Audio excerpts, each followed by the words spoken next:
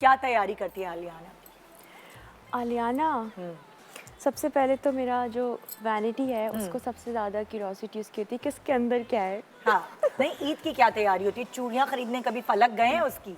उसकी वही तो सबसे ज़्यादा एक्साइटमेंट है, मेकअप, आहा, चूड़ियों का भी। और रिसेंटली उसने डिस्कवर किया है कि मेहंदी भी कुछ होता है। अच्छा, ओके। तो वो कल फलक को भी कही थी, बाबा मेहंदी मेहंदी मुझे हाँ, मेहंदी लगानी है। हाँ, और वो उसको मेकअप का तो बहुत ही शौक है, लेकिन उसको ऑफ कोर्स उसमें हर लड़कियों वाले शौक है, हाँ, चूड़ियाँ। हाँ, तो असल में हम उसको अगर कहीं किसी प्ले एरिया में लेके जाएं या जहाँ टॉयज शॉप्स होती हैं वहाँ पे लेके जाएं हाँ, तो वहाँ पे सिर्फ मेकअप ढूंढती है, वो टॉयज नहीं ढूंढती। चॉइस नहीं चाहिए, मेकअप वो चाहिए। टॉय मेकअप होता है ना, वो हाँ। ढूंढती है, या फिर उसको डॉक्टर वाली चीज़ें उस टाइप के अच्छा। इक्विपमेंट्स चाहिए होते हैं। गुड़िया वुड़िया नहीं चाहिए? नहीं नहीं, वो कोई प्रोफेशनल चीजें चाहिए। मैंने उसको अभी तक डॉल नहीं लेके दी, मेरा ख्याल है। हाँ। एक आधी शायद सारा ने लेके दी है, उसके मैंने पास नहीं हैं ली। डॉल्स अच्छी हाँ, अच्छी, उसको लोगों ने भी दी है बहुत है, लेकिन उसको मेकअप चाहिए। मेकअप बहुत ज़्यादा और चाहिए। उसकी ईद की तैयारी में सबसे नंबर टॉप प्रायोरिटी उसके लिए मेकअप है। मैं हैंडबैग्स और मेकअप।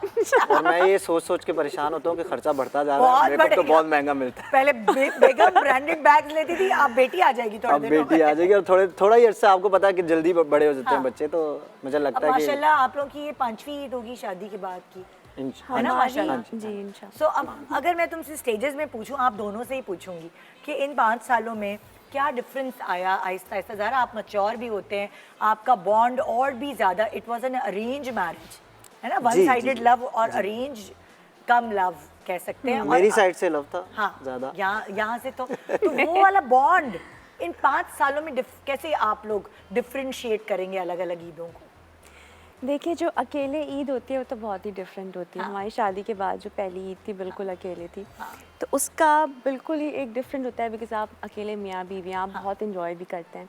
लेकिन उसके बाद हमारी सेकंड ईद पे आलियाना थी माशाल्लाह।